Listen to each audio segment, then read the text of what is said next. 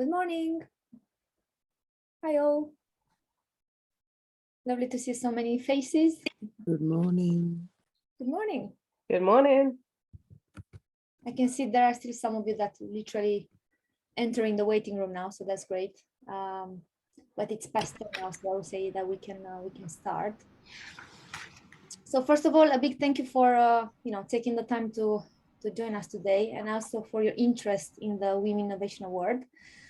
Today's session is aimed at offering you all the chance to ask any questions you might have regarding this year's competition in an informal space, so that you hopefully feel better prepared to submit your application by the deadline, which is next Wednesday, 19th of October at 11 a.m. Precisely. We have here today my colleagues from Innovate UK, Dawn, Hasna, Jay, who will be here to answer your questions. After my intro and a bit of housekeeping, Hasna will briefly mention the package of support offered as part of the award and key dates that you need to be aware of. And after that, we will open the virtual floor for questions. A couple of housekeeping very briefly. Please use the raise your hand function for any questions if you would like to address this verbally. You can alternatively add any questions in the chat as well. And please keep yourselves muted when you don't talk to avoid any background noises, and feel free to turn on your cameras or keep it off. We would love to see your faces, but we understand if you, for whatever reason, you don't want to be to be on. And yes, again, this is a very informal space. Please feel free to ask your questions, and that's it from me. And Hasna, over to you now. Thank you, Veronica. Thank you for the introduction. I'm just going to quickly share my screen, everyone. See if I can find it. Okay. Excellent. Everyone should be able to see that, I hope. Presentation view.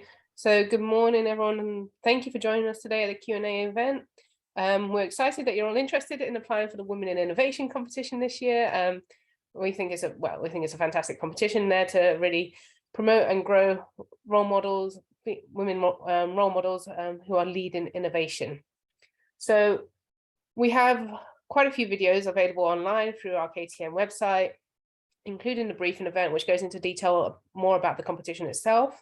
So as Veronica said, I'm just going to quickly go over the support package we provide and then the key dates as well. And then we'll go straight into questions just to really utilize our time as well as we can. So it is a 12-month project. You must start on the 1st of April 2023. You'll receive a £50,000 grant for your project.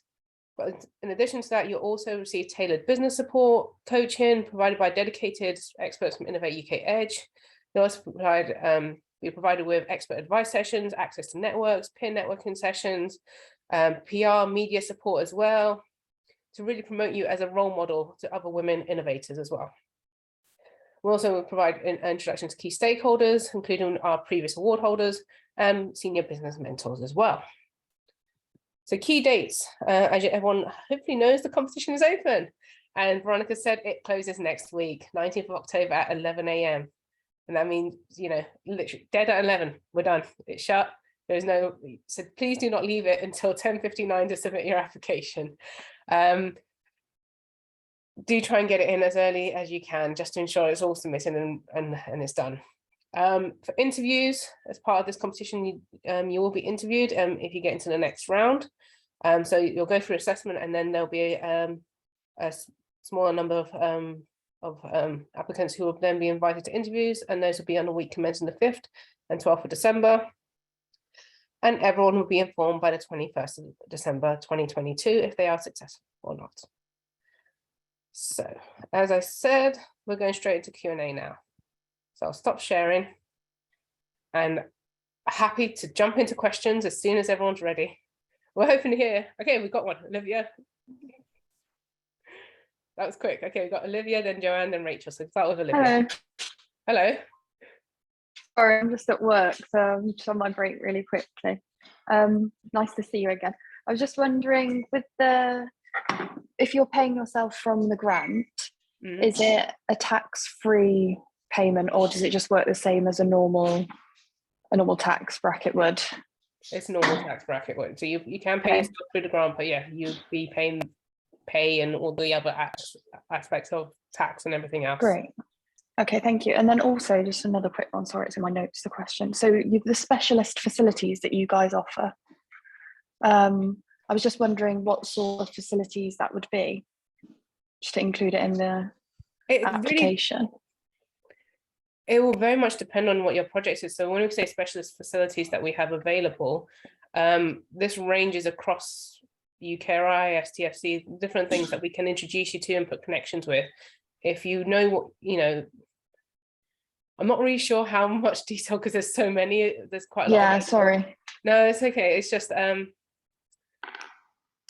it really, again, depends on the project and what you're trying to, a lot of it can be scientific facilities or, yeah, so there are some. So we can request pretty much whatever we would like. It within reason. Really depends. We put it is on there and we can assist you in getting it and you can request it, but there's no guarantee that you'll be able to have access to what what's in there. If you know that, this is what we want to have, and then in your application, you say, this is my project, this is what I'm going to do, and I'd also really benefit because as part of the package of support, access to this facility that's provided through you guys, or, I can see that as part of it, UKRI, what have you, then you put it in there and we can try. Okay, fantastic. All right, thank you so much. I'm gonna have to get off now, but thank you. All right, good luck at work. Cheers, thank you. Right. Okay, great. Joanne. Thank you. Sorry, my question is probably slightly irritating. It's on the form where you declare your minimal financial assistance, the de minimis, funding. On the top of that, it is asking for a file reference, and I don't know where to find that file reference. It's not the application number. I'm not sure where to find that information. Do you have any idea? Dawn, could you help with that one, please? Because that's very much an application. Oh, I don't know. Okay, yeah, you'll have to email that into support. Okay, yeah. All right, thank you. Okay. Oh, someone does know the answer. Dion Goldson, if you want to just speak up, go for it. Don't know if I said your name right. Can you hear me? Yep, we can hear you. I emailed, hello everyone. I emailed that same question in to customer services last week and they said it's the same as your file number. So just do it again. That makes sense. It's the same application number. That's it. It's the same one. All right. Thank you. That's okay. That makes sense, really, doesn't it? So I should have known that. Thank you. And thank you, Dion, for your support. There we go. All right. Rachel Mason. Hello, hi, thank you. And so I have been back and forward to your support teams about this, but I can't get a straight answer. So my company has been trading for 2.5 years, but trading as a different name. So I incorporated it as its own company in January. So it became its own limited company in January, and then it had its own bank account from maybe like March. Okay. And I don't know if I'm going to qualify. I've pretty much finished the application, so I don't know whether to just submit it anyway. But I want to double check before I sort of finish things up if there's even any point. Right. So you have an existing company that's been trading for 2 years, but you've changed its name? Yeah. So it started as a brand within a different company, but it started doing quite well. And for the sake of investment purposes, I thought this is so complicated. I'm going to separate the company. So it's its own entity now. So that was from January, but it has still been trading previously as well. You have to prove this. I mean, I have a website, it's e-commerce, so I have. And there'll be financial as well aspects to it because the brand would have fallen underneath the company. Yeah. So there's obviously the other company that I was trading under has a bank account, and I can prove income coming into that bank account. Yeah, that's fine. We have it's changing names of companies actually has happened while we are doing project setup and people have been awarding, and during the actual company itself, it happens. Okay. You just need the evidence to show that it has existed previously. You can show it in your previous company and that it's a brand that's existed. So it's just become its own entity. Yeah. Okay. Fantastic. Great. Perfect. Thank you so much. If anyone questions that, I will say that this is what I said. This is my understanding. Okay. Perfect. Thank you so much. That's Thank you. Have a lovely day. Cheers. You too. Caitlin. Hello, it's Dennis actually, but Caitlin next to me. Hi, sorry. Just a simple question. You said few people will be interviewed. I assume everybody interviewed would be the ones that they are shortlisted, that they Yes. will be getting. Well, But okay, if- so in previous years, we've had around 800 applications, and we've awarded either that's 40, 38, and then we shortlist down to, previously we've had about 60 interviews, which we're aiming for more interviews this year to expand, because it's an opportunity to interview, basically. But those who are shortlisted down to interviews aren't necessarily guaranteed to get the award either, because then you'll actually have to go through that stage of things. But yeah. Yeah, but if you're not called to interview, you're not in that shortlist. Yes. Yeah. I just wanted to just double check. And you answered my second question about how many applicants last year. Yeah. So it's 840 something last year. And then 50 people got the award. 38 got it last year. Oh, really? Yeah, Okay. we had up to 40, but as again, it has to be good, quality application. So. Oh, so it's not a number that you have to fulfill. It's more. Oh, okay, I see. Oh, okay, it's tough then. So we are funding up to 50. Yeah, and the last question for the financial information. It refers to Excel sheet, but I couldn't see an actual sheet to download and fill the cells. It's, am I correct? Dawn, could you help? So for me, I do the whole eligibility and everything else. The system aspect of the competition, I'm now taking to Dawn. So what question number is the? I'm just looking at it now. It'll be the financial aspect. So I think it's the breakdown of what the project costs will be, right? Is that what we're discussing? Yeah. I think question 11, budget.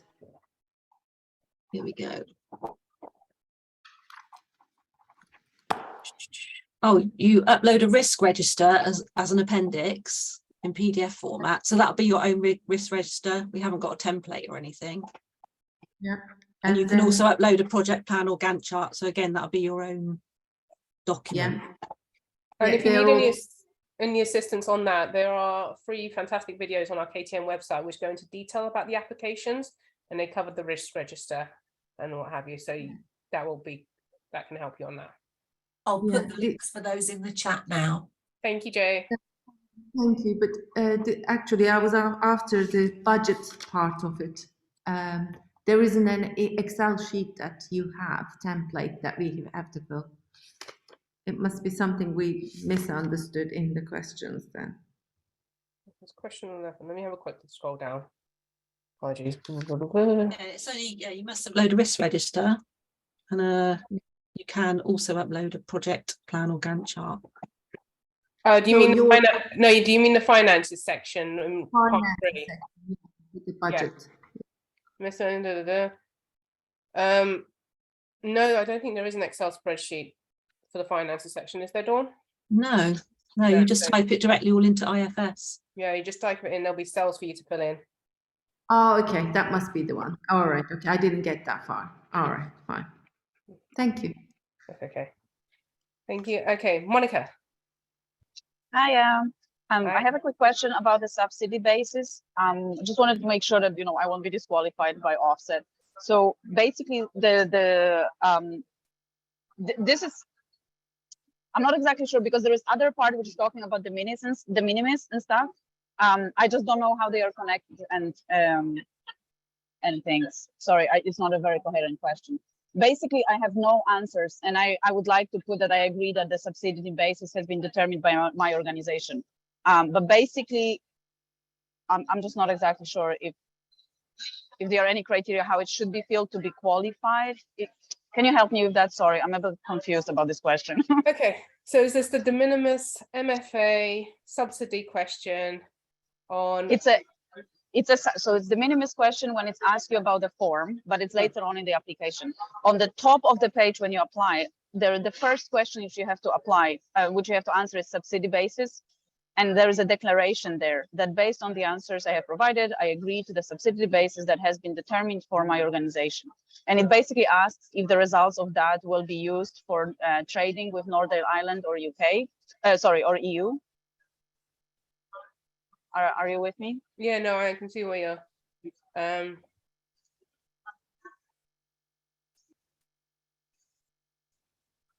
So if you tick, so is it the concern that if you tick that box that you wouldn't be eligible, or if you? Yes. So I'm just not. From my understanding, and Dawn, please correct me if I'm wrong, is that it's actually to register if you're using it. So let me just go back, because I'm not great with MFA and de minimis and subsidy. So because it's very complicated, and we were hoping that Mike would be joining us today, who is from our finance team, but he is not online. I think he's actually off sick or something.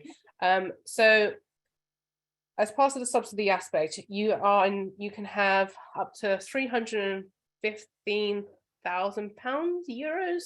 Definitely can't remember which currency it is, over 3 years as part of subsidy. Okay, and if you do tick that box and you say, oh, have access to de minimis or subsidy, you are limited to that amount over those 3 years, and you need to provide it for any competitions that you do in the future. So if you're going to say that yes, you're going to do it for this one, that 50k will then impact, will take away 50k from 315k for any future competitions. Does that make sense? Yes, but I thought that's a requirement. So I understand the de minimis rules, but after it's changed, when after the Brexit, it's to split it. I'm not exactly sure how to follow it. So effectively, we've got the previous de minimis fundings in the last 3 years. So we have some, but we still have enough to take this 50k, potentially get this 50k, right? I just want to know how I should answer the subsidy question to not get chucked out of the application of the competition. So basically, we are okay if we get the amount, we're happy to take it under de minimis or the subsidy, which is a UK equivalent. My understanding of it is. So we're happy with that. It's just I answered those questions that we're not going to be trading with Europe, and we're not going to be doing that for that purpose. Okay. I'm just not exactly sure how I answered that Dawn, question. could you help with this one, because it's very much the competition aspect of it? Yeah, again, this would be Mike's expertise. So are you going to be dealing with Northern Ireland or Europe? No, not under that project. No. Okay, so that's fine. So just say no. Yeah. So I say both to no, but I tick the declaration that the declaration is accurate. I agree to the subsidy basis that have been determined for my organization. Yeah. I mean, yeah. So okay. That's right. If you're not trading with Northern Ireland or Europe, and you're under 315,000 for the last rolling. And this is trading. And this is trading us off for this project, because potentially we might sell products in the future to Europe, but I mean that doesn't cover that, right? Yeah, it's for this project. Cool. I think I'm good. Thank you. Sorry for the trouble. Sorry, it's not our expertise, MFA, but on subsidy, but we're trying. Okay, Jeanette. No, thank you, Monica. Hi. Just asking about the finances. So we get paid in advance to start with, and at the end of the project, we submit a statement of how we spent it. What if we've spent it slightly differently, like we pay a little bit more for consultants or subcontractors, or I don't know, if things have changed in the project, how do we deal with that? I've worked on larger grants for other companies before, and there was a monitoring officer. Does that same system apply? Yeah, so you're going to have a monitoring officer again for this ward, and if you find that your project is changing throughout and you're going to change how you're spending it, as long as it's in line with what Innovate UK agreed to and what your monitoring officer agrees to, you can put in a project change request, and then it changes it through the system. Okay. But it's through the monitoring officer, and that's how we work. Okay, perfect. Thank you. Thank you. Fiona. Hi, thank you. I've got two questions, which hopefully are fairly simple. One is that we're a company that's wanting to partner with a university for this project, so to put some people and some academics on our team. But I can't see how in the application to put them down as working at a different organisation. So they wouldn't be paid, but they would be partners, if you like. Yeah. So for this competition, for this award, I'm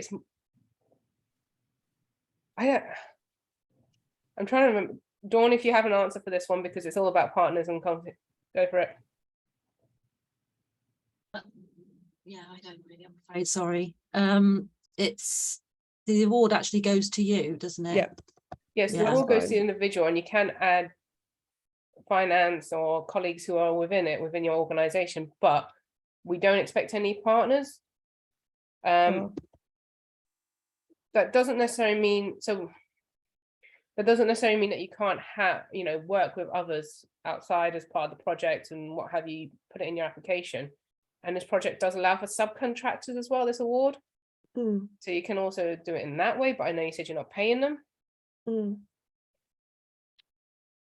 Yeah, So well, how would they maybe be we would- partnered? What would they have as when it comes to working on it? What would it be? What rights would they have when it comes to IP? How does it work? There's a lot I have to ask as well when it comes to this myself now. Yeah, they were just wanting to contribute to the final project or product, but they just wanted to contribute to basically their time Okay. to it. That was I would put that in the body of partnership. the application if you can't find a place to put it in as partners, to add them as individuals. Okay. In the body of the Thank you. application to show the support that you have as well within academic and what have you. Okay, and then there's a letter of support bit, isn't there, as well? Or yeah. And the other thing was about the PAYE situation. I think the support in guidelines say if you run PAYE, do it this way. If you don't run PAYE, do it that way. Mhm. And if you don't run PAYE, use a standard £22 a day, sorry, £22 an hour for Paying yourself. yeah, whatever. But the thing is, as a small company, we do run PAYE, but we do it for like a minimum amount, and then Okay. the rest of our remuneration is via dividends and pension payments and things like that. So it seems to me it would make sense to do the non-PAYE option. However, you do use PAYE. Yes, So I but think that you would have just you may have to go down that route if that's what you've got to set up. yeah. So working full time, but that's that would be like if it's £1,000 a month, which is the amount you get that way. Mm. So if you were doing it for like a fifth of your time, then that would be like £200 a month for a year, which kind of doesn't make sense. So No. okay, so I maybe feel, it's just, okay, this is a lot more complicated than I can handle when it comes to the financial aspect, because it's our finance team that will be able to answer that question. I'll definitely recommend contacting customer support for that okay. that question, because it's a lot more complicated. I can't say yes or no, go down that route, because I don't want to lead you down the wrong way and then your application is Yeah, rejected. and I can't take up all the time for this webinar either. Okay, so I should go to customer support and specifically finance. Yeah, and ask them Okay. to forward this onto the finance team, because it's very specific to that. Thank you very much. I also have two of the women here asking where does it state £22 per hour? If that's something any of you can provide that info, or is it more with finance as well? That's probably in the finance guidance, which I'll pop the link into the chat. Thank you, Jay. Thank you, Jay. Okay, Livia. Can you hear me all right? Yes. My question is the same as Sarah regarding the specific ineligible expenditure. And in my case, I was wondering if there is a cap with contractors, if we're spending this money to hire someone to help us with, with something. Is there a cap for the amount that we can spend on that? Not officially. However, you can't spend the whole amount on subcontractors, because we've got to understand what are you doing within the project, why is it being spent on some contractors to do the whole project, but like it has to be within reason. So there isn't a cap for subcontractors, but there needs to be a balance on what else is what the finances are being spent on, and why, if you are looking to spend the majority of it on subcontractors, why, and why are they not within your actual organization, and that there's an aspect around that. I think there is a link to what our eligible costs are. And it does go through the subcontractors aspects. Yes, please. Let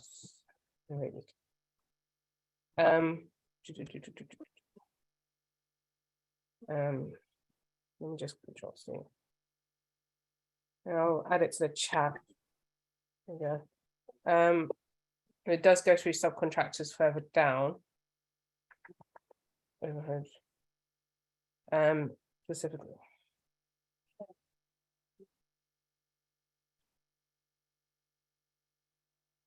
Subcontractor costs. So you can claim costs relating to work carried out by third-party organizations that are not part of your project team, but the work must be essential to the success of your project, involve expertise that does not exist within the project team, involve skills that is not practical to develop in-house in your project. But I am aware that in some cases you will get pushback if you choose to use the whole fund on subcontractors. So if you are looking to do that, you need to really explain why you're doing that. It would be the whole, but I was wondering if it could be around 60%, which is already quite high. If you can justify it based on what the eligible costs, based on what they say on the eligible costs, okay, then it will be eligible. Okay, cool. Thank you. Yeah. Thanks. Thank you, Livia. Okay, Sophie. Hello. I'm not saying last name, so I'm really hoping you know where you are in the queue. Yeah, I think, yeah, I'm pretty sure it's me. Sophie Cowan from Switch It Green. Hi. Couple of short questions, hopefully. Read the programme or the support. Is there an opportunity, because we're very much about climate action fintech, and it'd be really beneficial to work with or get to know the other women owners that have received grants or investment, or I'm not quite sure how you're. So, is it the programs together basically? So for the previous award holders or the current or the ones in your cohort, or across both really? Across both really. Yeah. So as part of the boot camp, or at least for this year, so we had for the second boot camp, which we held in September, which I think Veronica can speak a lot more about than I can. She organised it all. The first one was very much focused on the current cohort, but then the second one was an alumni event, so bringing previous award holders as a networking opportunity. Veronica, if you want to add any more. Yeah, so I mean, we kind of shifted this year. So we've never used to do an alumni event. So for the current cohort, for the second boot camp, which as I said happened in September, we had only one day of the boot camp, and then it was followed by a second day of an alumni event, which basically brought together all cohorts for them to meet and network, which has been really great. So it's not necessarily set in stone, if it will be how the boot camp will be, if it will be a day and a half, 2 days. We may do the same for the next cohort that will be awarded. We may do an alumni event during the second one as well for the second day. But all the information, including exact dates, timings, location as well, will be communicated to the awardees usually by mid of January or so, because of course in December we will know who has been awarded, and then we can start all the procedures in communicating everything needed to the new cohort. So amazing. I hope that clarifies a bit more. Yeah, that's cool. I was going to say, in addition, we can just put you in touch with previous award holders based on if you're award holder, and just link you together. Great, that sounds fantastic. I hope the second question isn't going to disqualify us from our eligibility. In terms of trading, we've been running for a year and a half now, and we're launching under a new we're launching our new tool in January. We've had active accounts for the last year and a half. We haven't been trading in the way that we will be trading from January, which is based on referral fees from recommended providers and costs for programs that we run. So it's been a different kind of, so we're moving into a different bank account. Okay. Are we eligible? I don't see why not, because you're currently trading with this bank account and you're applying with what you've been trading with for the last year and a half, right? So what happens in January is happening in January. It's what you're applying with right now. Okay. Cool. All right. That's what we're going with. What you have now, we don't. It makes no difference. Like you can put that in there, but it's in January. It's after, if you get the award, it's after you get the award. Got you. All right. Thank Okay. you. That's all for me. Oh, thanks. Okay, Katrina, is that how I say it? Hi. Yes, that's good. Thanks. I'm Hi, dyslexic, by the way, so I'm really sorry if I say things wrong. Don't worry. Our project, we are a female founded and owned ceramics brand, and about a year ago we jumped into ceramics manufacturing. Now my question is that any sort of new innovative project that we take on usually comes with an element of capital expenditure. You know, we need to bring in a piece of kit that's not usually used, or bring in a heritage piece of kit that people have stopped using that we think can be sort of innovatively used within the market to create something new. Right. As far as I can tell, the project budget doesn't cover any capital expenditure. Right. It's a little bit more complicated than that. Okay. So the link I bet it's still on my, yeah, it's still there. Here's the link again. There is a breakdown of how to claim capital expenditure within that link. Okay. Because it's complicated. You can, but you have to do it based on the life of the project, what the capital usage. You can claim the usage of capital assets providing they meet the following criteria. They have a useful life of at least 1 year. They're standalone, clearly definable, and movable. They conform to your organization's capitalization. And then there is an equation underneath it on how to calculate it, because it's based on monthly depreciation charge and the use of the year and how long the project. So it's a bit more complicated, but it's in there, section 1.4. So I saw that that's specifically about kit depreciation. Yeah. Isn't it? But if, for example, for this project, we need to spend £15,000 on a new piece of brand new kit. Yeah. Can that £15,000 form part of the 50k grant? Because customer services eventually said no. Yeah. Okay. They're all right about that. Okay. Thank you. Yeah. Okay, Sarah. Hello. Sorry, got a cough automatically. Having had a look at the criteria, it seems that the fund is open to any innovation of any type. Looking at the awards that you've made and where the money's coming from, it seems to suggest that there's a STEM slant towards the awards that are going to be given. So there's a bit of a mixed message for me. Can I just check whether the award is directed towards STEM innovations, or whether it is as the it's just the majority of applications we receive are STEM, so they're going to dominate the awards. Okay. That's the reason. So that's not a tech heavy, not a tech heavy. No worries. Which is what the world we live in. Yeah. Well, that doesn't mean that we don't get social enterprise sort of things and what have you, or they have that focus, but they're using tech to get to that point. Okay. So like, yeah, it is literally open to every innovation sector. It is not STEM focused, but when the majority of applications are going to be, it's going to skew that way. Yeah, absolutely. That's really helpful. Thank you ever so much. That's okay. Sarah, please. Hi, me. So yeah, I got a written answer in the chat, but just to double check. So in question 9, which is about the need, the economic or the societal challenge, it's asking for you to tell the expected impacts on society, economy, and environment. And I was trying to work out, is that about the problem or the solution? And the written answer says both, but there's such tiny word count. There's one. Put it all into one. And also, what I'm finding very hard is to start talking about the solution before you're allowed to describe it, which you do in question 10. Do you see what I mean?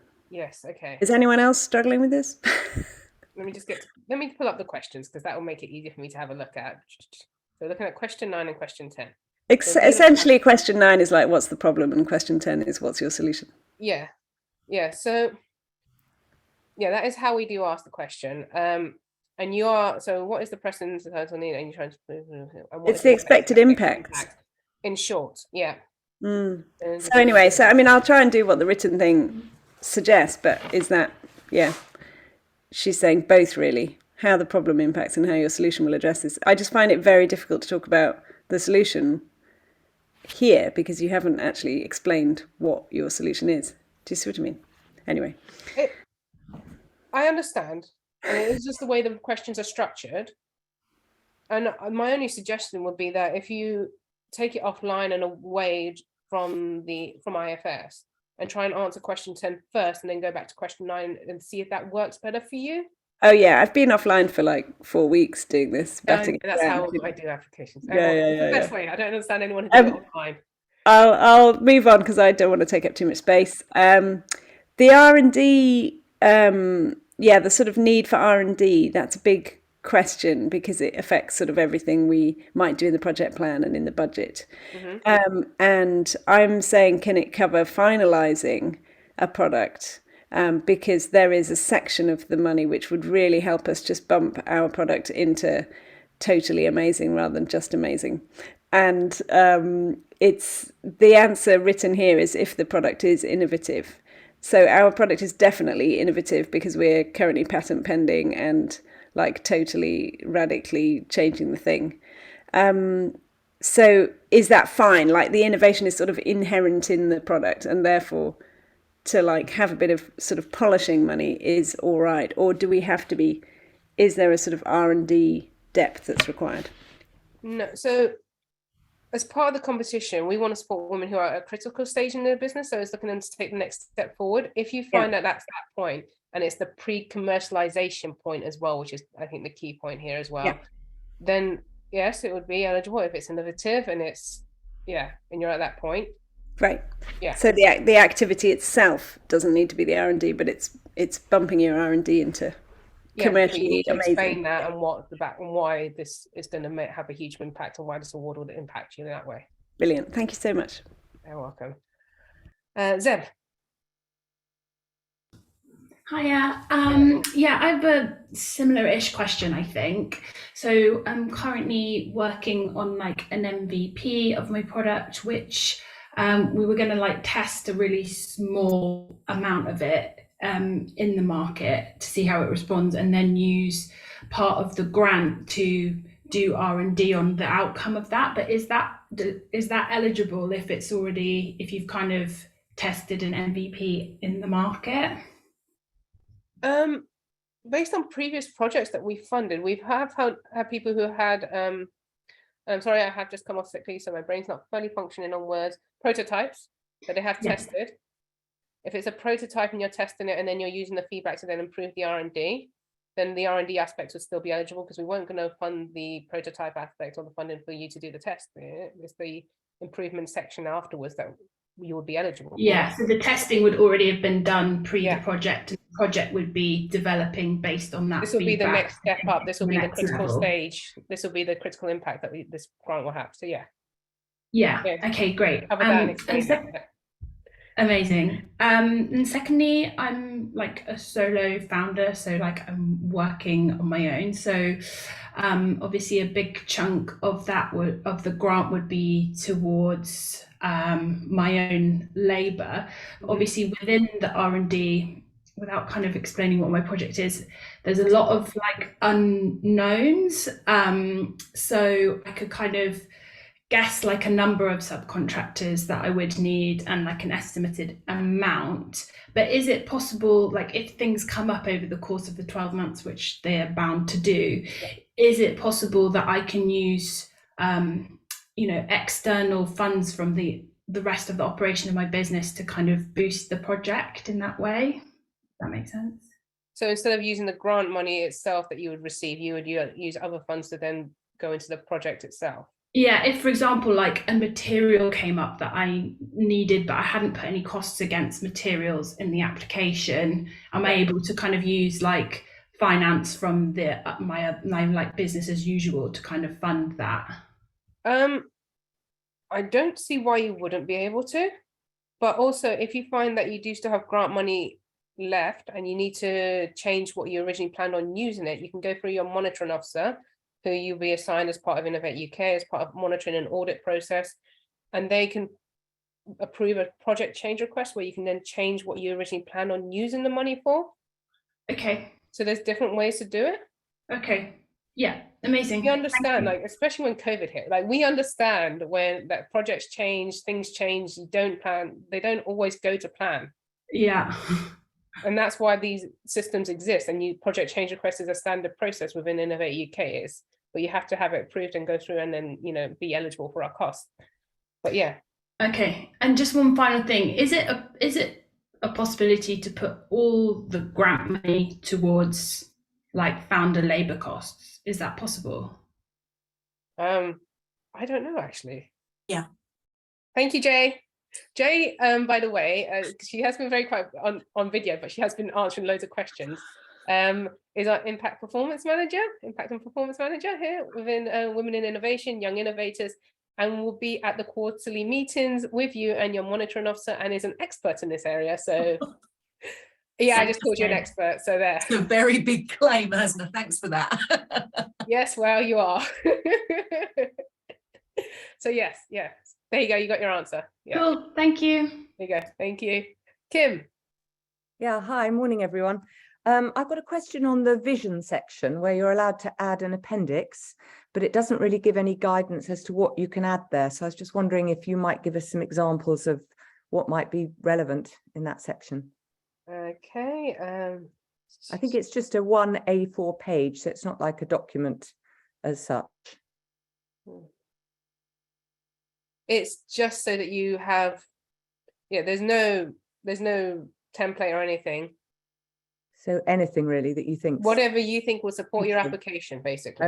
Okay, that's fine. And one other quick question on the team, where I pulled together a team with academics, industry experts, product designers, and I intend to put them in the team, but that gives them access to everything, including the finances. So if I haven't negotiated some of those subcontracting costs, for example, with the product designers, they're going to see what I put in the finances. Is that just the way it is? Do they have access to the finances on the system?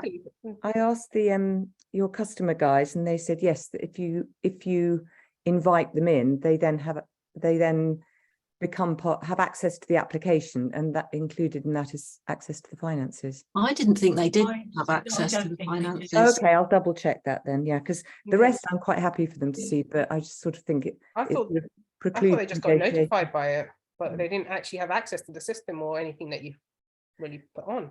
Yeah, I'm fairly sure they've misunderstood your question there, Kim. I Oh, think. that's interesting. So you think that if you invite somebody to the team, they just get nothing in particular? Yeah, double check that with customer services, because I think that's just after, you know, if your project goes live, that then people would have access to it. So yeah, please double check that with them. That's great. Yeah, and do say that, you know, you spoke to your Q&A session and spoke to the innovation team about it, and that's what they said. So you want to double check. Okay, fantastic. Thanks very much. That's right. Fran? Morning, everybody. Sorry, another question about finances. I'm going to project manage this, so I'm going to be working on it almost full time, but my costs are covered by the wider business. Is that okay if I just put that in my application? Because there's no need for me to take money out of this project. This is kind of what I do, and it's covered by the wider business. I think that's fine. And that's okay. So I just wanted to make sure. And then the only other thing I was going to ask is, do you have any idea of what kind of score people were achieving last time to get through to interview stage? Oh yeah, they were over 80. Okay, cool. It was high. Okay, fab. Thank you. Sorry. No, that's fine. Thank you, ladies. I really appreciate it. There are a lot of high scorers. Yeah. Thank you. Yeah, I don't think I can go into details, but yes, it is high scoring. Yeah, and for the labour aspects, then just be clear in your application that this is what's being covered, and this is why the project, and this is solely focused on the project as part of it. Then yeah, that's fine. Yeah. Thank you very much. You're welcome. Sanjita?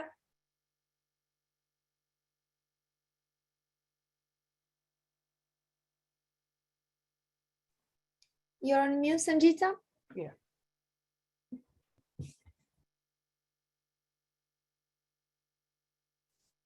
You're still on mute. Let me see if we can. No, I can't unmute you. Am I audible? There we go. We're here. Yeah. Sorry. Morning. See, first question is my business. It's about the business account. You mentioned that the business account has to be active and doing trading. Do you mean trading means sale only? Because mine is a software company and we have the funding from the Assets Business School, voucher funding. We have made payments to the stakeholders. That means it's trading, or it has to be a so sale? we don't mean sales, because not every business at this stage would even be at the sales point of view. Like, we don't expect you to be selling, for a lot of companies that we funded, they're very much like R&D stage of things, of a new, product has only had the business for a year. Yeah, we don't expect to be sales. It needs to be that you can show that your business has existed for a year, and in some way there's been finances as well around that. Okay. So if you haven't got a product you're selling, that's fine. Okay. I've just put the HMRC definition into the chat, so you can see there how they define trading. Thank you, Jay. Okay, that's helpful. Second question is, at one point you have mentioned that we are not supposed to mention the URLs. When we are deciding about the need in the market, we are supposed to express how the need has been generated. So I'm supposed to mention some citations, some research papers, but at another point you said that there should be no URLs. Yeah, because they won't click through. So it's unfair. So there is a word count limit. And the reason we don't include URLs, because it's unfair to have that extra, here's a video, here's this, or here's this access, and then expect the assessor to then read a 10-page paper or something like that. So yeah, we don't allow URLs to be included for that reason. It adds a significant amount of work to our assessors, but also it's unfair to the applicants. So keeping it as fair as possible, so everyone has the same amount of word count they have to use. Okay, and the last question is, in the first question of the application, you say you describe about the company and the subcontractors involved. If I have not yet finalized the subcontractors, so I don't have the names. So how to handle that? Then if you haven't got the names, I would say, well, describe the company and what, if you are planning to use subcontractors, what they will be used for, ideas, who you're negotiating with at this point, and wait, how much, what you think, because this can all change based on eventually the project and everything. But if you're not definite, because the project is still in development at this point, then that's all you can say. Okay, that's helpful. Thank you. Thank you. Okay, and I'm sorry, Dr. Please tell me how to pronounce your name. I'm so sorry. Look, it's the shortest German name and the hardest for English tongues. Yeah, it's the fault of my parents. I just blame them as a psychologist. Ute. You too. Thank Okay. you very much for this event. I've just got two questions. One goes back to the MF declaration. We are trading, we bootstrapped financially everything. The stuff we got in was training, so accelerator programs, also UK Innovate, but across others. Is this what I need or not need to put into the MFA? So if the ones you've received funding for, if the accelerators and what have you receive funding from were MFA, they would state that. If you're uncertain if they were MFA, you should contact them directly and ensure that they were and were not. And then you can include them or not. Okay, so then the training would have a certain amount of money, basically, which I then have to put in, because money hasn't flown. Sorry, say that I'm struggling to hear you. It was purely training. It was never a monetary award that was given. Okay, so it was training. It was never monetary. Okay, I don't think that falls under MFA, but yeah, I would. That's a bit more complex. So either talk to the person who provided that training for you and double check with them, or customer support if it was through Innovate, because they'll be able to answer that and forward it on to them. The second question, the video, you also give the opportunity to put a couple of words for the video. Do you want to have the CV in there, like a short CV form in there? Because I'm not going to regurgitate what I say in the video in the text form, right? Is this what you're looking for there? So you mean the 100-word limit? So that reason for the 100-word limit is not necessarily for you to add additional text. It's more that you have the URL link. It's the space to put the link. So we had to put a limit number. That's what it's for. If you want to add something else, fine, but it is very limited. So you do need to provide the link from the for the video, and that goes in there, and then whatever's left is left. Thank you. All right. Okay. So Aurelia?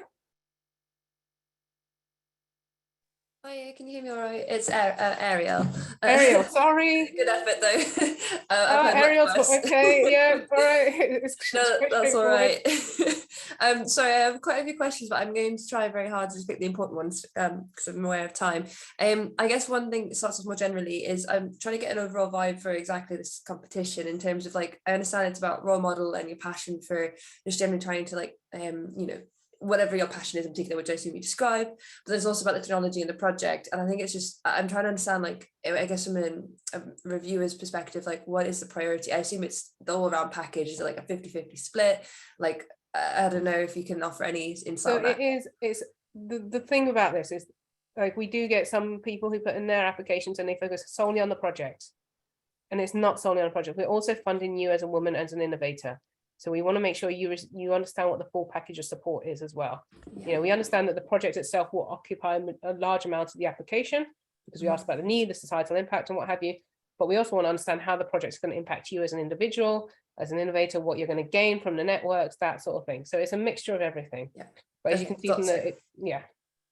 No, that's great. Thank you. You've answered that. And then I guess my other question is because I've co-founded with 3 others, and they are three other male co-founders. Yeah. And we have obviously worked together on in all senses of strategy and planning because we are still early stage startup. Yeah. And I'm just wondering, obviously we're planning to use a little bit of previous work on other grant applications, which we would have all worked on.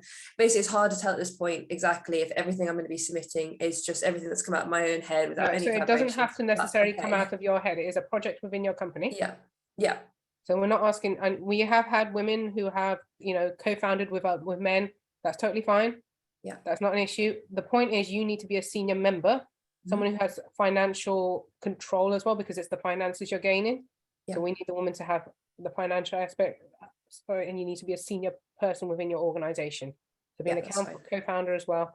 We understand that projects are within the organization and there may be men within your organization that also work. That's fine. But the individual support and the networking opportunities are for you. Gotcha. So that's the part that we need to make sure it's clear. Yeah. Sure. The last kind of question is kind of touching upon the prototyping / R&D / everything that we've been doing in the past year. That's been more of our activity. So we've not necessarily we haven't sold any of our products yet, and we haven't started necessarily actively trading, but we have obviously been doing a lot of R&D and work on the prototype, which we've been at various points using our own personal bank accounts before we had a business bank account. So it's all a bit of a mess, but we have been buying materials, for example, over the last 12 months. I don't know if I know it's been complicated and I've heard other answers in the call, but I guess you don't happen to know off the top of your head if you think that would be sufficient to provide bank statements from all of us. And okay, so yeah, like gonna go through everyone's finances. So you have that's fine, it's fine, Ariel, it's fine. So for the last 12 months, you have been buying for the company. Has the business bank account existed for 12 months or less? No, so the bank account actually started in February this year, but we have been buying for the company. We've incorporated last August basically, and we've since been using personal bank accounts while we got our business bank account set up to buy materials. But you are registered. Yeah, we're incorporated. You've been registered for a year. Yeah. And Jay, if you're available, please feel free to help out. You've been registered for a year. Yes. And you are and you've been trading. You can explain what's been going on with the finances. And if you can prove if it's within your personal account as well, that'll be helpful. Yeah. Does that make sense? Yeah, okay. I think it's going to be in the appendix, I assume. Just chuck in all the relevant bank accounts. Okay, no worries. That's great. And the last question, I promise. I'm sorry. It's regarding. I think Sophie might. I might have got the names mixed up. Someone mentioned as well about how they're in R&D and how they're looking to take on, I guess, further develop their product based off of like consumer feedback, etc. I think in the next 6 months we intend to like conduct pre-pilots and etc. with separate funding.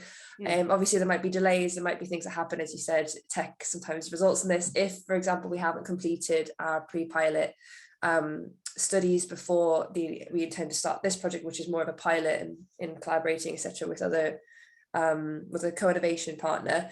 I guess if we end up having to use part of, say, that time for myself or just generally the funds to finish the kind of pilot preparation, would that disqualify us, do you think? Or that is part of your future... risk register. That's part of the risks that you're expected to somehow explain that, you know, if this happens, what would I do, that sort of thing. It wouldn't disqualify you, but you need to acknowledge that there is a risk. Sure. Okay, no, that's great. Thank you. Really helped. Okay, sorry for taking so much time. Okay, thank you. Sean? Hi, how you doing? Good, how are you? I'm good. So I have two questions now because one got answered. The subcontractor that we're using, which is the tech part of that's going to help us build what we need to build in the cooperative. I'm also a co-founder of that and COO. I'm on the director level. Okay. Is that an issue? Yes, it will be subcontracting to yourself. Sorry, go ahead. Say again. That would be questioned by our finance department, because it looks then like you're paying yourself, but just via a different route, if you see what I mean.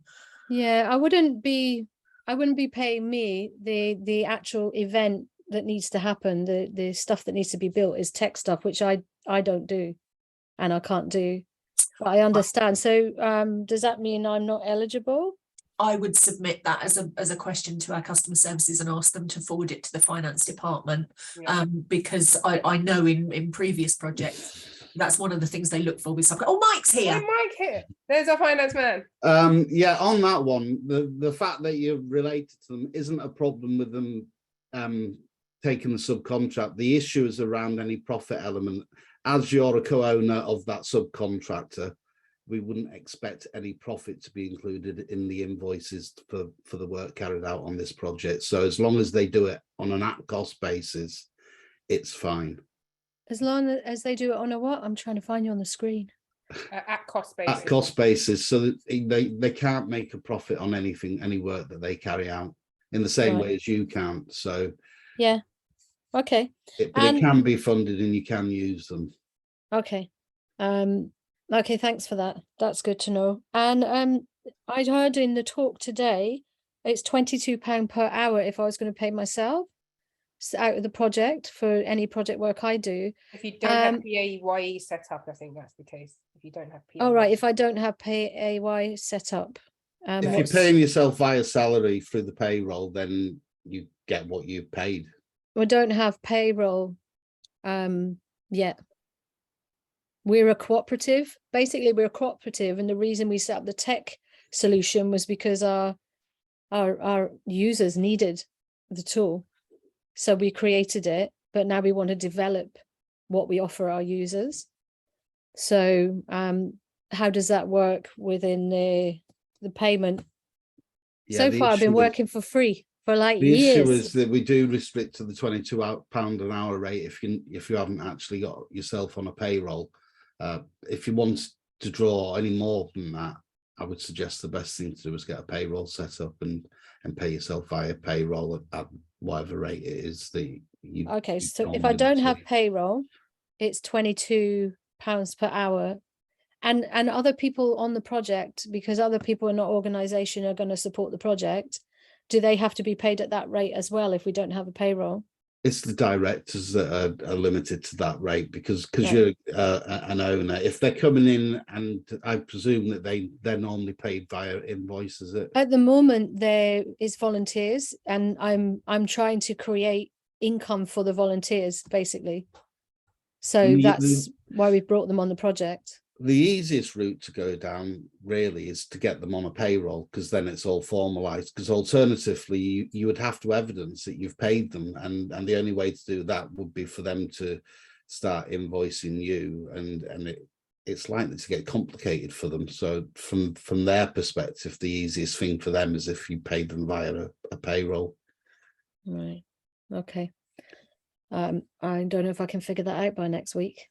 Yeah, the problem is alternatively, you've got to evidence the payment and the fact that it's a valid bill, and if they're not raising invoices to you, that would be difficult. So no, I would get them to raise invoices.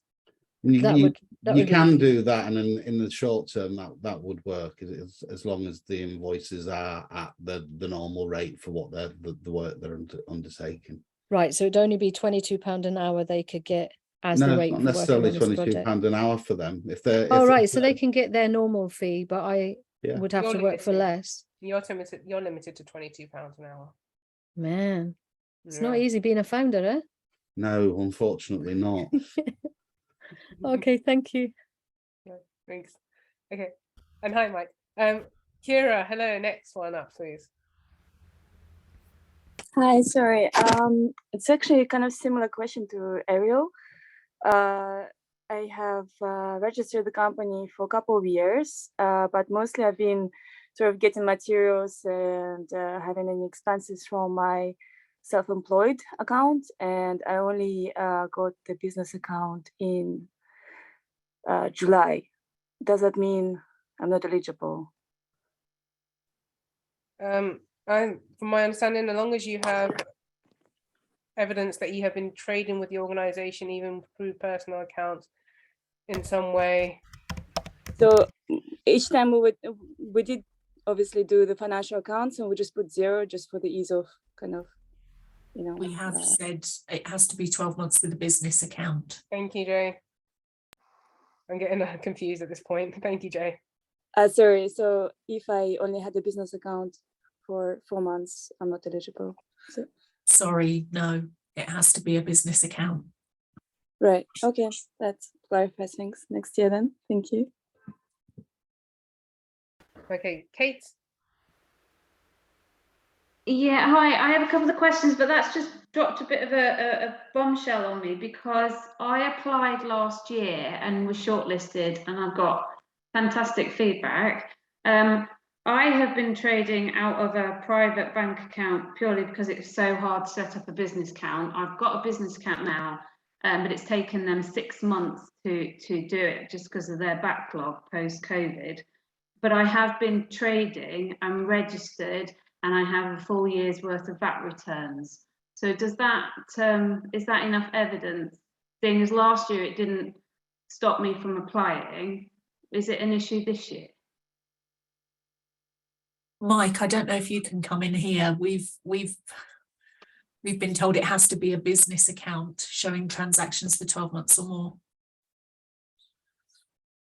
Yeah, to be honest, I'm not sure on the criteria around that, because the 12 months isn't something that's generally enforced in other competitions. So it would be a competition-based decision, and we don't make that call, to be honest. If you've had VAT receipts and you've been trading. Yeah, I registered the company in September last year. So you've been registered for over a year as well, so that counts. Yeah, and I've got 4 quarter VAT returns.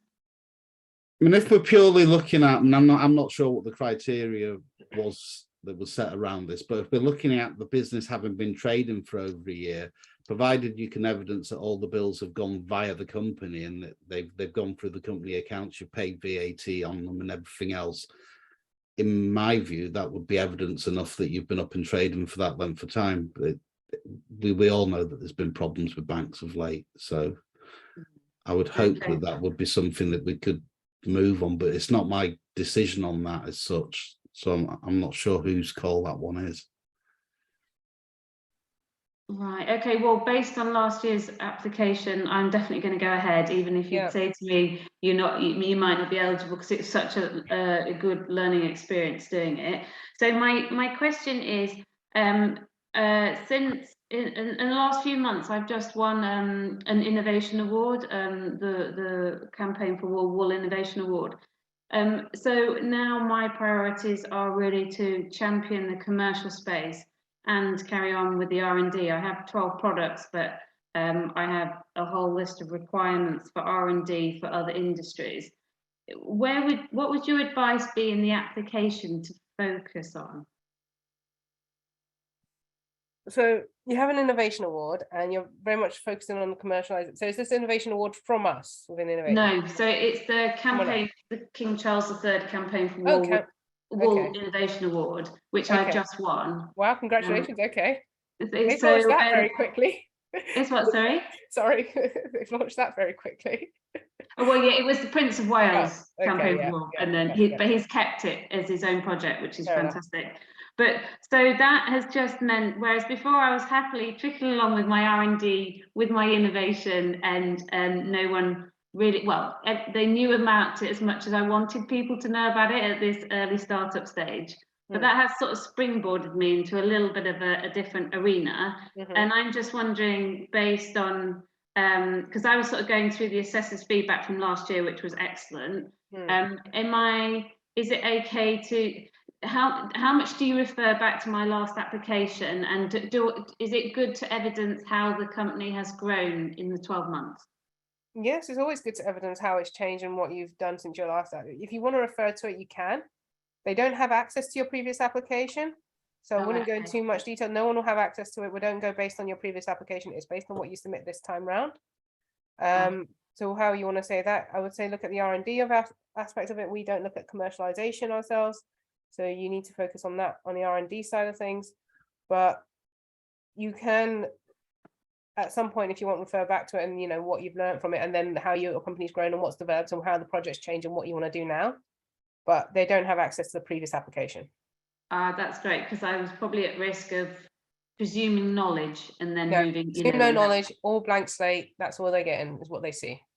Right. Can I just say, just if you address the comments from a previous application and address the feedback feedback comments from the assessors, that doesn't necessarily guarantee that you'll get a higher score this time round, because obviously it's completely different assessors looking at your application. But I did learn an awful lot just in, you know, the quality of my responses, so thank you. Right, okay, I shall carry on. Thank you. I'm actually going to go to Catherine Baker, because Veronica's raised the point that she put her hand up right at the beginning and then dropped off at some point, and that's been waiting quite a long time, so sorry if everyone. No, that's fine. Sorry, I had a quick meeting I had to do, but really thank you for all this. I had one question. With the subcontractors, the people who, the tech company that takes care of my web app have left the UK and now they're in Poland. And there's a small part of this project that would require editing the web app. It wouldn't really be feasible to get a whole new company to come in and do that within the UK. So is it okay to have, is that like a justifiable reason to have a subcontractor that's not in the UK? Or is that something you can advise on?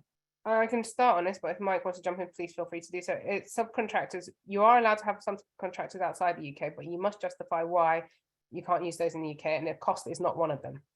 You cannot say, well, it's cheaper to go outside. If it is to do with the expertise of the project and the understanding of it, then that could be just a viable point. So the fact that they were the original people to build it, but aren't here. Okay. Mike? All right. Yeah, from my point of view, that sounds like a pretty reasonable justification for it. So I can't see it being an issue, to be honest. Okay. If for some reason the assessors think it isn't, will they kick it back and say, this is fine, but you need to find someone else, or does that kill the application? It won't kill the application. To be honest, it doesn't sit within the remit of the assessors. That's within my team, and I think it's fine, so it's fine. All right, thanks so much, guys. Yeah, Mike has a lot of power when it comes to this, so that's why we called him in. Thank you. Pauline? Thank you, and thanks for the help so far. 3 quick questions, hopefully. So on the financial checks, on the original briefing call, you mentioned that there would be kind of forward-looking financial checks. I sent a question to the customer services and got told that you give me no information about what those financial checks are so that we could do them ourselves. But from what I've heard today, it sounds like when you, at the point of applying, you don't have to be selling anything, but obviously trading. And also on a projected basis, if you're doing further R&D and development, you might not be within the next 12 months kind of commercializing your product fully. You might kind of start that towards the end of the next 12 months for a forward-looking going concern assessment. So I think technically we're comfortable, but I was just kind of a bit confused that there's mention of due diligence and checks, but there's no information about what they are. Project setup. When you get your award, so when it comes to the actual application itself, we don't ask for the financial aspect. We want to know what you plan on spending your grant on. We want to know how you're going to break down the cost and what your aim is and what you're going to do with the money and what have you. And then when it comes to project setup, we then do financial checks, check your accounts and everything. And then when it comes to the monitoring aspects as well, When you meet with your monitoring officer, you'll then have projected costs for the next quarter, and then you have to then meet with them and then discuss how you've met. Well, it's very much within the project lifetime at that point. Okay, so in terms of forward-looking independent checks on the company itself versus the project, I shouldn't really worry about that, given that the status of these companies are such that they're not, well, I can justify it, but it's a kind of we're in a kind of R&D startup stage. So I wouldn't panic too much, to be honest. From our team's perspective, what we're looking for is that you do actually exist, and that we're comfortable that you're there doing things. Yeah. And also that there's an expectation that you're not about to go bankrupt, and that you'll still be there at the end of the project and you'll deliver what we ask you to do in the project. Yeah. Given the nature of this particular type of competition, we're putting the money in anyway, so there's not much in the way of business contribution financially. So the main thing is that we're comfortable that you're going to be around to deliver the actual project. So it's not something I would get too uptight over, to be honest. It's a fairly low hurdle to jump. Okay, perfect. That's really helpful. Are you legitimate? Are you real? Are you going to be around for 12 months? Yeah, no, that's great. I'm very comfortable in that respect. Second one, just building on the subcontractors point, our intention, given because it's a tech development, was to put 100%, given the scale of the tech development for the innovation, to a subcontractor. It makes a lot of business sense to do, not kind of build capability in-house, but use an established partner that have a proven track record in developing the sort of thing that we would like to develop and test out. How does that sound in terms of if we kind of provide a rationale, or do you think that would be a massive red flag based on what you mentioned earlier? Okay, so Mike, we've had this question already about can they use 100% of cost to subcontractors, which I said no, because they need to then, but unless they can justify it, I don't know, it's coming down to you guys. We tend not to be very comfortable with that, because we're wanting to see the funding develop your business and you as a person. So if none of the work is being done by you, it's sometimes difficult to see where the advantage is to you. If it's just all going to a separate subcontractor, where's the benefit? So we would expect you to take part in the project and have some of the costs yourself. We would at least expect you to have a management oversight and an element going to yourselves. Okay, yeah, no, so to answer that question, it would be like very much management oversight, but we were just assuming, given the scale of the costs, that we've continued to self-fund ourselves and then use for our time versus actually cash out the door for a third party. It's a lot more efficient for us to use that on a third party rather than pay ourselves. In the ideal world, we'd love you to do everything yourselves, and that would be fantastic. But the reality is that's not always practical, and we realise that. And for me to give a that's fine answer here and now would be very difficult, because I don't know the full ins and outs of it. But certainly it's something that we look at. We tend to look at it on a case-by-case basis. And if you've got a firm justification and you can demonstrate the need to do it that way, then generally we accept it. Okay. But we'd rather you do the work yourself if you can. Oh, there would rest assured, there's plenty of work for us. So it's not it's not about subcontracting the project. It's about getting a bigger team, which we don't have in-house. And then last question, in terms of we'll be running pilots, and if we mentioned, developing an MVP, in terms of partners to do those pilots with, we've got far along in conversations with that. For us to submit the application next week, we might not have a signed partner for a pilot, but would we just then say we've got like a small risk that we don't secure a partner, but we think it's very low, and we've got we've got a good lead time between now and April and the start date to secure a pilot partner. Does that sound feasible? So for the pilot, for the project, it's for this competition, it's very much you are the lead. We don't have partners that you put on the system at all.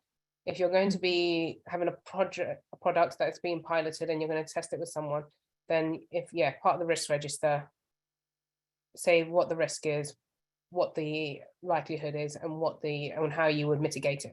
Yeah, okay. If you don't talk about how to mitigate risks, that can be a negative as well. So please do consider your risks and how you will mitigate them as well.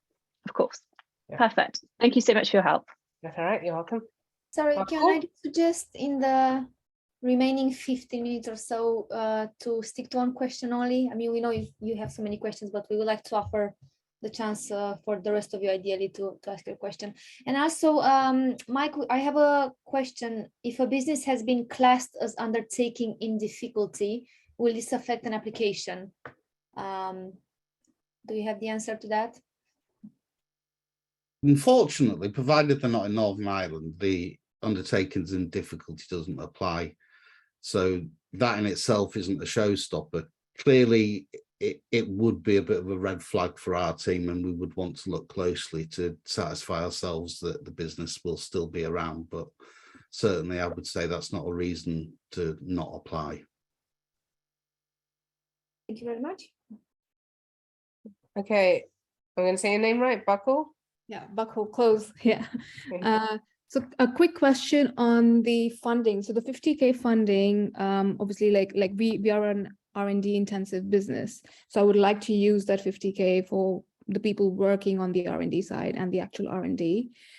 Just wanted to know if the communication or coaching aspect, if I do want a particular coach, etc., should I put their fee as part of the 50K, or can I put it as the non-funded part of the grant? When you say coach, what do you mean? What that we provide, or are you looking to have one provided for your company? As in the support that we provide? Yes, yeah. No, so that's not part of the fee. The 50K grant is part of your project cost and what you do with that. We provide, we don't charge you for the support that we provide from the Innovation Growth Specialist. We find someone within our Innovate UK Edge team, and we partner you up with someone that is appropriate for you within your business. Okay, and if I have someone specific in mind, then I should allocate their costs, I guess, in this 50K, if they're not part of the Innovate UK. Oh, okay, so they're looking to coach and as part of the business, and they're not actually, this is an additional support that you're looking to have. Yeah. Yeah, if you're going to end up spending the project, if they're part of the project or part of you and your development, then you can include that and justify what they're going to bring and what they're going to actually provide. Okay, so we can. Yeah, we do provide support that isn't taken from your grant. If that makes sense. Yeah, and in terms of the team members, so like I'm going to get 2 more people from my team involved to do the R&D work. Do I need to mention them in the team members list? I'm asking this because one hasn't joined the company yet. Oh, if they're not joined, then. But she would, like, by the time April comes, she's joining in the next 3 weeks. So. Okay. So because it asks for an email address, I don't have one for her. Then if you don't have one, you can't add them. So I'll just leave it at that point. You can always say that, you got the You've identified them. And as part of it, you've got a dedicated team that's working on it and that what have you, but you don't, if you can't provide contact details, just leave them off for now. Okay, cool. All right, thank you. You're welcome. Dion. Hello, can you hear me? Hello. Can you hear me? Yeah. Okay. Hello, everyone. This is in regards to the bespoke business support that we get. And is this from one person? And you spoke about there being PR or press support. Yeah. And does that mean, is it for me as a woman in innovation, that as a role model, that there's going to be press? Or is it that they are going to be providing press and PR for the product that I've created? Basically, do I need to put press and marketing into my subcontractor, or will it be a part of my coaching and business support? Part of you. It's primarily you. We promote you and be like, this is a great woman who is leading this business, who's doing wonders. And then you end up in newspapers and on radio and what have you, and all that sort of thing, and on TV. And we've had, I think someone did get up onto Lorraine at one point. So we do, it's about you. Okay. That's your PR and your media support. And you, for the Innovation Growth Specialist, it is one person you're assigned, and they are there to support you. Okay, perfect. And there's just one more, sorry, can I squeeze it in?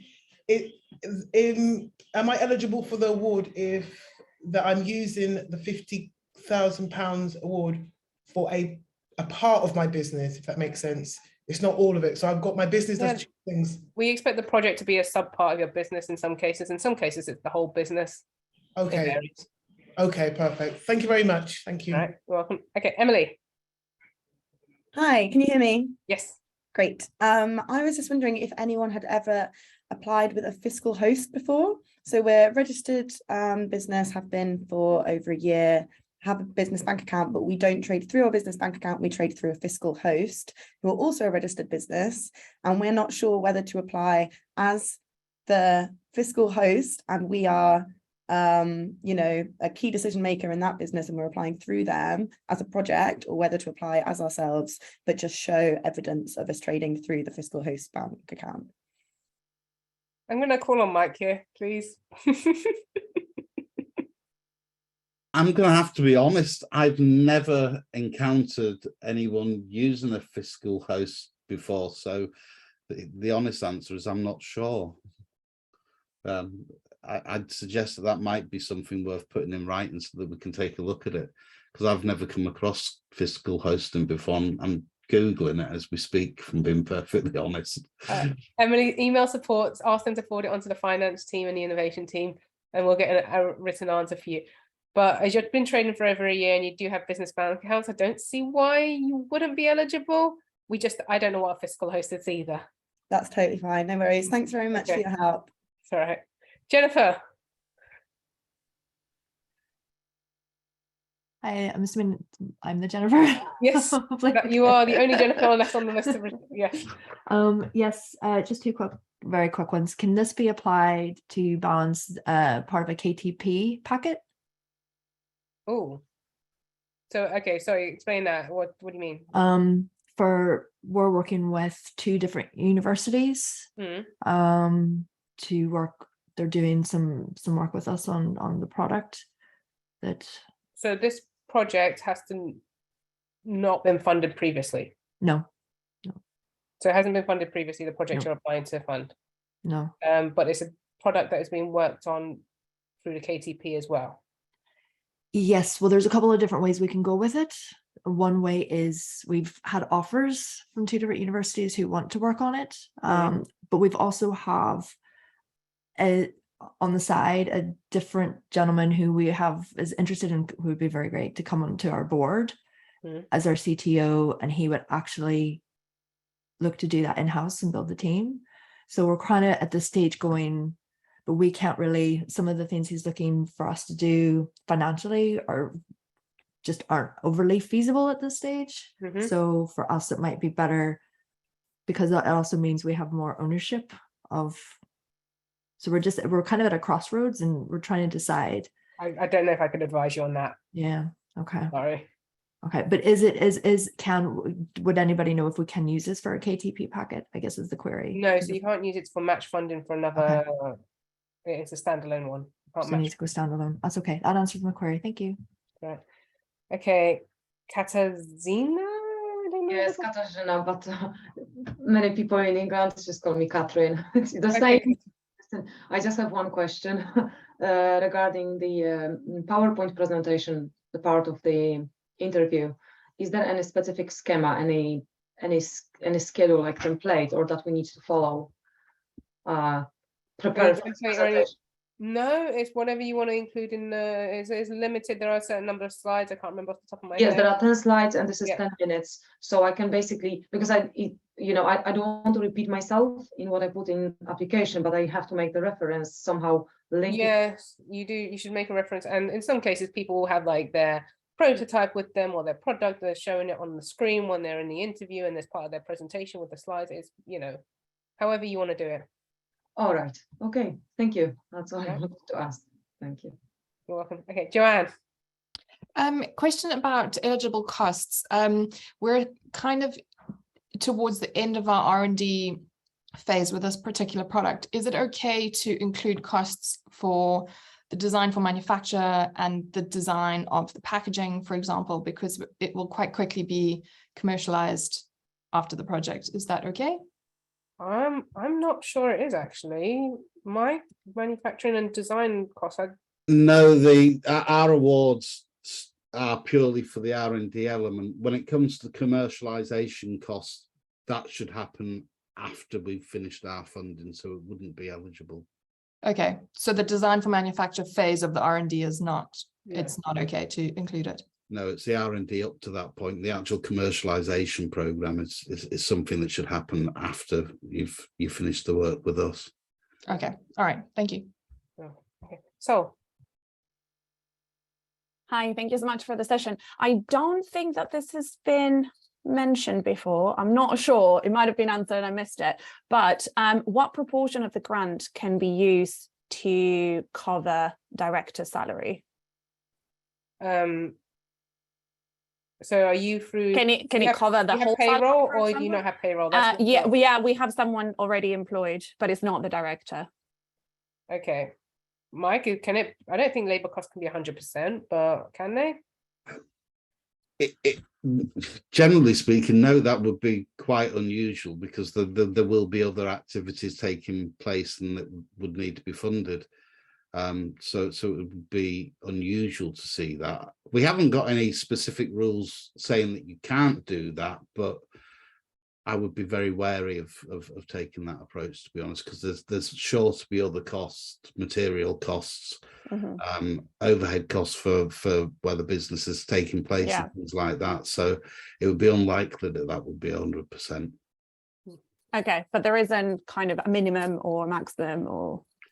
No, but we would expect it to be sensible and in line with the project that you're carrying out. So okay, there to be a reasonable spread of costs for what you're trying to achieve. Okay, great, thank you. Thank you. Okay, Ines, yes. Ines. Thank you so much for arranging this. My question again goes to Mike about the extra activities. So we intend to work with a well-established British charity during the user research stage, and we will pay the charity for their time.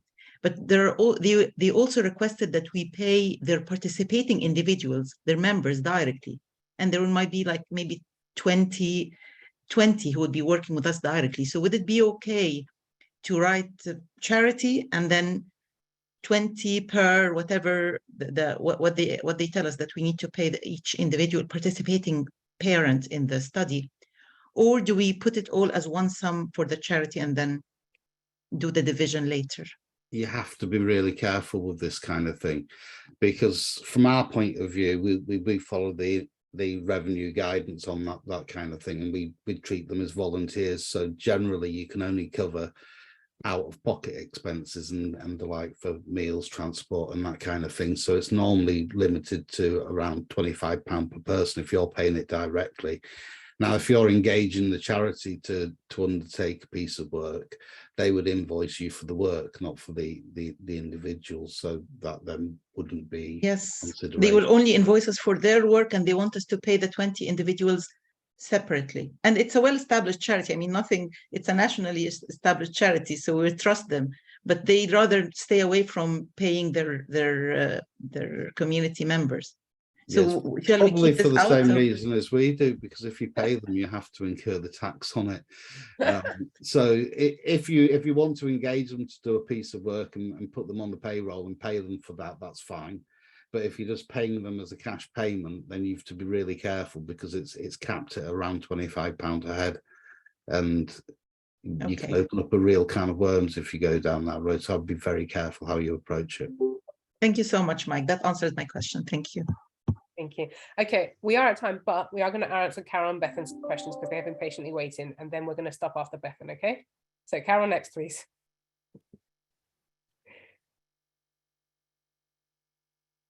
Hi, Carol and Raylins. Should we go to Bethan? Oh, are you here? Are you still here? Okay. Are you still here, Carol? No? Okay, let's jump to Bethan and we'll try Carol after. Okay, morning and thank you. I'm just asking again, I think Fiona's question, now Mike's here. I think we're in a similar situation to Fiona being a micro business, paying ourselves the lowest possible we can on PAYE. Now, if we weren't on PAYE, we could pay ourselves £22 an hour, which is a lot more than what we're currently on. Obviously, we hope to be on similar to that going forward. If we've got PAYE, is that it? Do we need to stick with that? We can't go down the other route of £22 an hour. Does that make sense? Does that make sense? Yeah, it makes perfect sense. The simple fact is the £22 an hour is kind of a safety net for people, so that if they haven't got the payroll, that we can pay them something. And to be honest, I've always thought £22 an hour is quite low. But if you're salaried, you should pay, you can only claim what you're paying yourself through that salary. And by all means, if you feel that you should be earning more, you can review your salary. There's no reason why you can't do that. But as far as it goes, if you're being paid through the salary, that is the rate that you should be claiming, and nothing else. Okay, thank you. Okay. Carol, are you there? Hello. Hello. Can you hear me? Yes. Yeah. Oh, brilliant. Just a question, sorry. Just to say, we were awarded an Innovate UK Smart Grant. And the project we're proposing for this is I run a campaign to get more funding to launch our e-bike. So it would be paying my labour costs, also some subcontract for the animation and the fundraising platform team.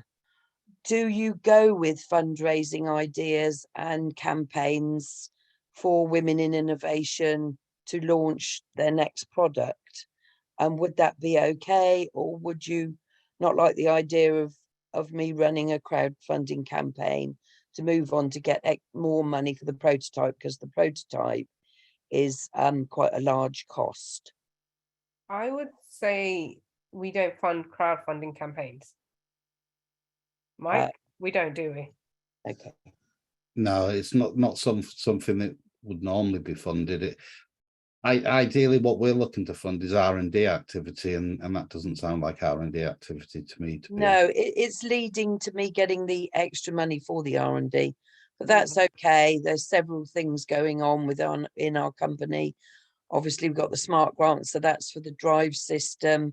We've got an e-bike and also a drone going forward under innovation with our patents. So that's okay. I have got that campaign to do, but we have got a marketing manager that could go along with that and take that over. So I'll probably think again and propose something, like you say, more focusing on the R&D of one of our technologies. Okay then, thank you very much. Thank you. Okay, we are over time now. Yeah, sorry about that. I literally have another meeting now as well, so I really need So do I. I'm sorry, I'm late for my next close meeting. this room. Thank you so much for any, I mean, we're aware we didn't really have time to actually answer to all the questions. But yeah, the customer support team could be reached. I will just leave here the phone number and the email address. Please do email them as soon as possible though, because by next Wednesday you will need to, I guess, have all the answers ideally in order to submit your application. Before Wednesday, they do have they do take a few days sometimes to respond. So, get your emails in this week, please. Yes, that would be ideal. And thank you so much, everyone. And yes, good luck with your applications, and hopefully we'll see you soon at one point. Thank you so much. Have a good day. Thank you. Take care. Bye. Bye. Bye.